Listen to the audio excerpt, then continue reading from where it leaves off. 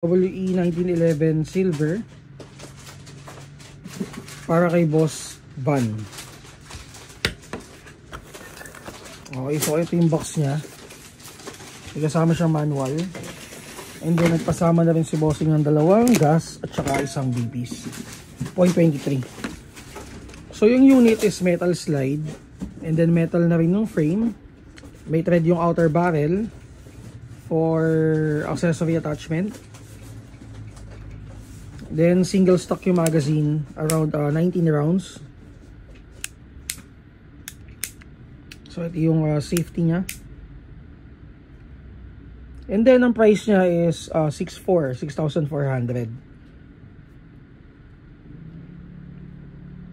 Okay, so for details, PM kayo sa page namin. And then chrono check natin, guys. 348, 344, 338.